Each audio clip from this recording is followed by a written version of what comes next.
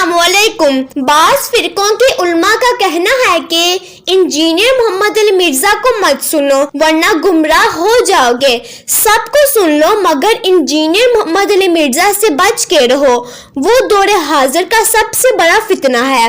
इस बात में कितनी सदाकत है? क्या इंजीनियर मोहम्मद अली मिर्जा वाकई एक गुमराह इंसान है?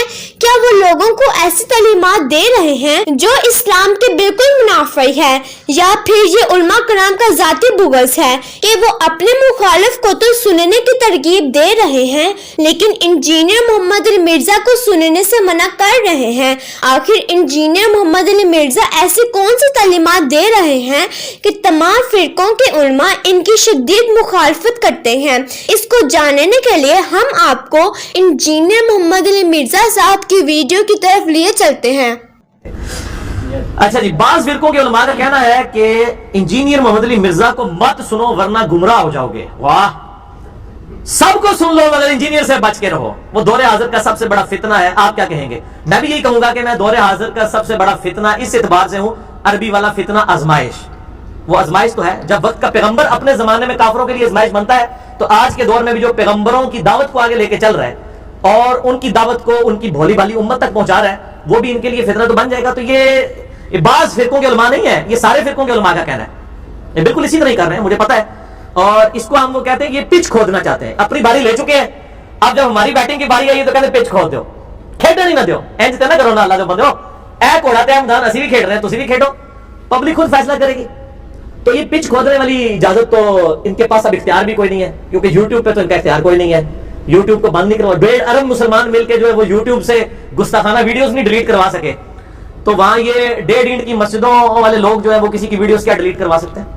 ठीक है ना जी।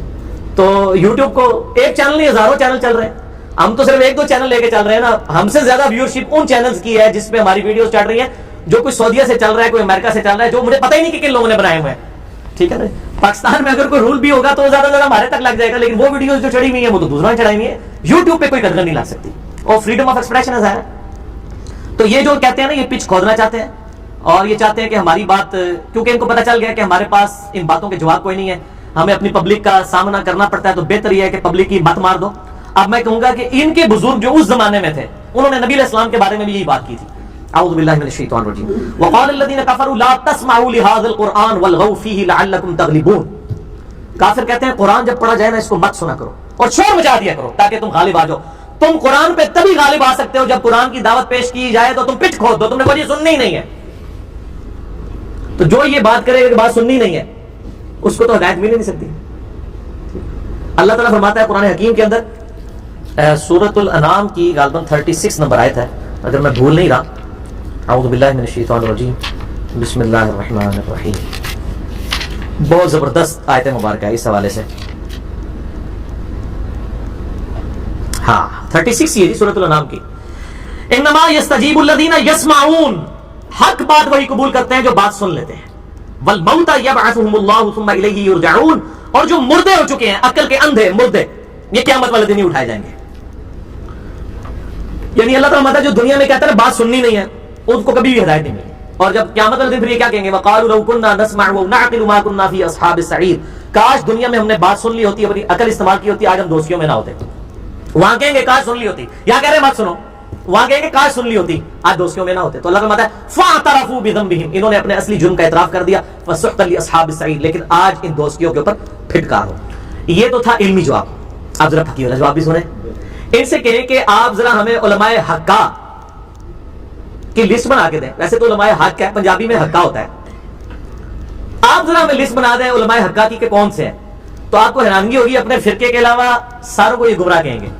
तो इसका मतलब है कि ये तो बाकी सबको गुमराह समझते हैं और हमें कहते हैं जनाब ये तो सारों को गलत कहता है। अल्लाह जो बंदे 99 कत्ल तुसी भी कीते हुए ने।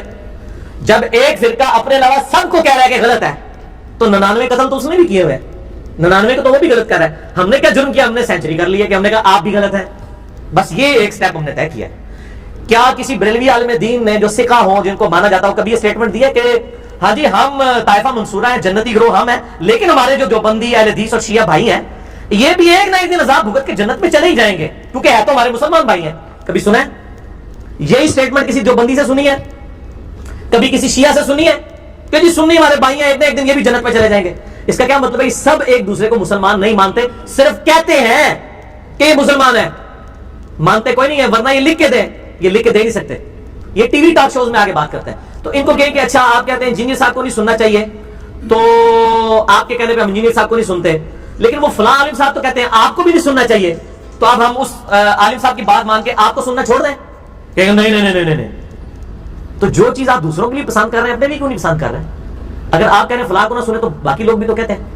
اور اگلا اینٹی وینم یہ لیں, اگر ایک قادیانی کہے کہ میں نے تو اپنے مربیوں سے سنا ہے کہ بھئی قادیانیوں کے علاوہ کسی کا درس نہیں سننا ورنہ تم گمراہ ہو جاؤ گے, تو اسے کبھی ختم نبوت سمجھ آ سکتی ہے؟